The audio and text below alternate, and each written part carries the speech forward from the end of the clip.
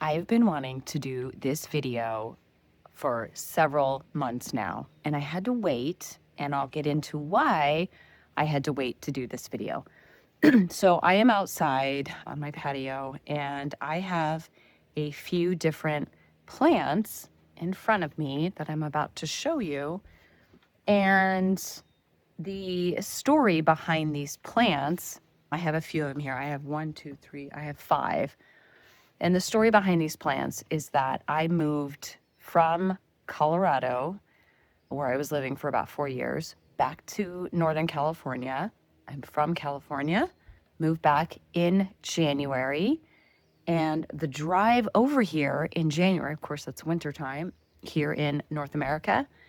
And my plants were in the back of the moving truck. And it was really cold driving from Colorado to Utah to Nevada to California. It was over the course of 3 days.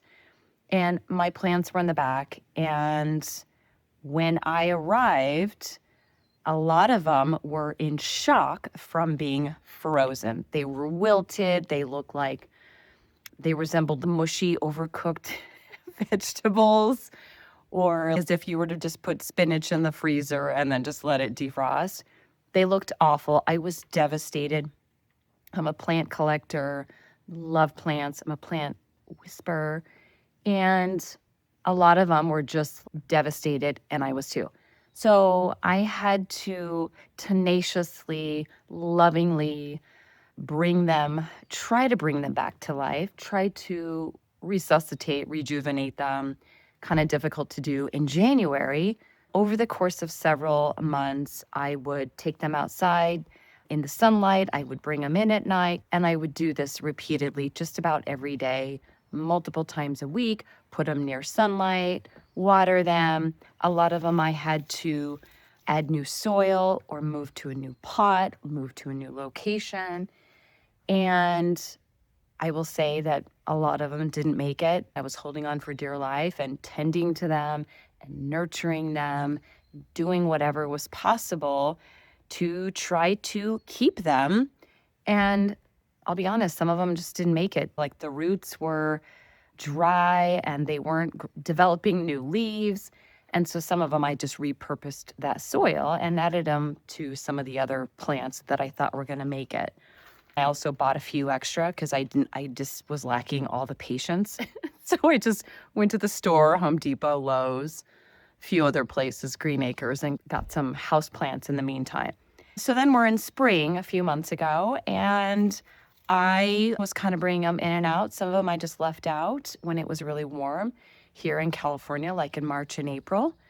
And what I started noticing is that, actually, maybe I'll go over this one here. So this plant here was an indoor house plant, and honestly, I don't remember what it was, but it was some sort of like big leaved plant that was beautifully growing. And I had taken it outside, and it didn't seem to be holding on. However, because I'm in an area where there's a lot of oak trees, pine trees galore, there's so many. Look at that little guy giving us a kiss. So an acorn fell into this pot. So I've got a little oak tree, and actually I think maybe 2 or 3 of them grew or fell into the pot. So I've got a little oak tree here, a little oak tree here. I don't know what this is. This might be some other plant, a wildflower. This might be the original plant from the roots. So I've got a tree growing here that I'm going to have to transplant at some point, which I'm really excited about. Wasn't planning that. That's part of the story here too. And then I have this guy here. This one, I had to repot this one multiple times. That was traumatic in itself, aside from the freeze, but just having to repot it and move it and add more soil and make sure it had the right conditions, internal conditions, external conditions. And I put it into this pot, finally thinking, okay, this is my last ditch effort. If it doesn't make it, I'm just going to repurpose the soil, throw it back to the earth. And a little part of it, I don't know if you can see that, Part of the top part of the tree wasn't doing well. It was dry, but I could see there was a little bit of green. I think this is a house plant tree called a Dracaena, I believe. It was gorgeous when I was living in Colorado, but I could tell it was still holding on. It just needed the right conditions. So we had to saw off a little bit of the top of it because it was dead and just not going to make it. So we sawed that off, which was probably pretty horrific for this plant. I could just hear it screaming. And we did that. And then shortly after, I started noticing a little bit of leaves growing.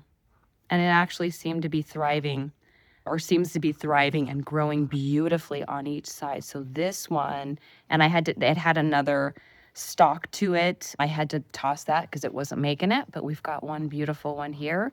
And at some point, I'm going to bring this inside, but I want to keep it outside in the sunlight. We're just right before summer, and it's somewhat shaded, so it's not directly in the bright sun.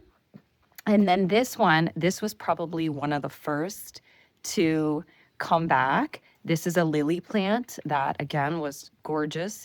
I think this is a peace lily. It's part of the lily family. This is a lily plant, right? And this plant survived the freeze in the back of the truck over 3 days. And again, bring it in and out. And this one started to grow new roots.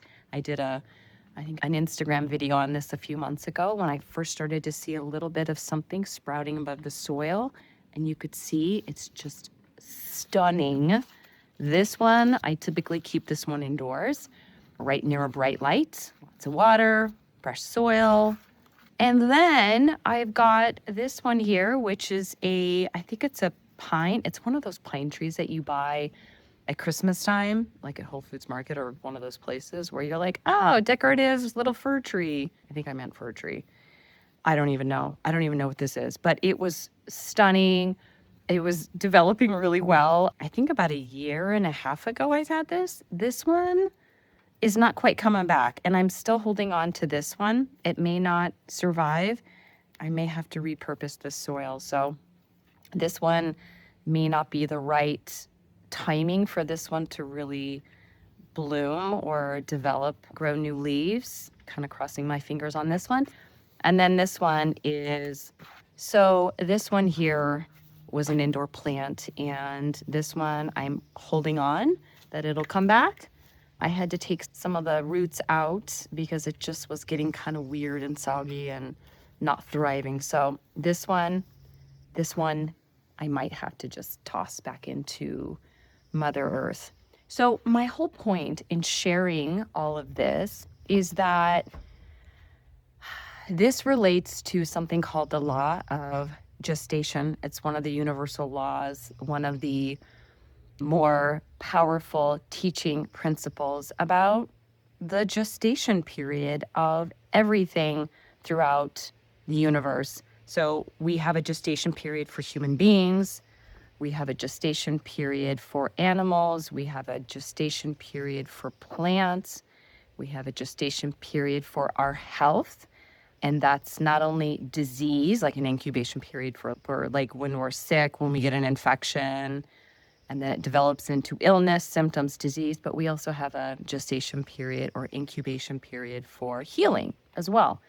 We have a gestation period for our business, our career, a new idea, a new concept, something, project we're working on, a new creation. So we have the idea, we plant it in our minds, we have the thought, we have the emotional response to that thought, we have the beliefs, we have the perceptions, the attitudes, we have the action that we take, the aligned action that we take to bring it into physical form. That's everything in our life.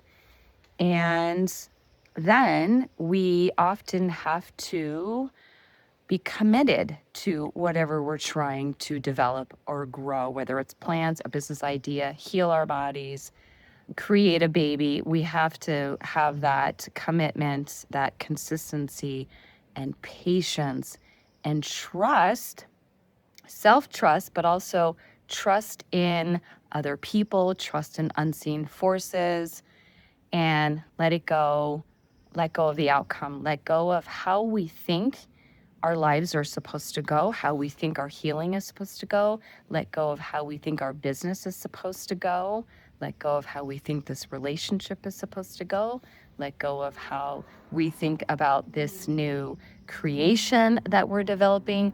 We often have to let go of when it shows itself in physical form, when it shows itself above the soil, when it shows itself, when the manifestation shows up in 3D reality. We often have to let go of the timing and how it comes about, and also if it comes about, because there's some things that we are going to put time and attention and energy and trust and patience into, and it's just not going to happen. And maybe it's not supposed to happen, like some of these plants here. Maybe they're just not going to make it. But in the meantime, maybe something better is going to come along, like an oak tree here, or maybe this little pine tree is actually going to come back. We have to let go of how we think it's supposed to be. We have to let go of control. And that's hard for me to do. That's hard for most people to do. But it's really trusting that things are going to unfold and emerge in the time and in the way that they're supposed to. So I hope you enjoyed this video as much as I enjoyed recording it and sharing it with all of you. If you have a similar story about plants or about creating humans or some kind of business idea or anything else in your life that you trusted to the universal laws or to the universe, source, God consciousness, and you kind of let it go and something even better came about than you expected, I would love to hear that. Thanks for tuning in. Be sure to subscribe to this channel if you have not already. We'll see you next time.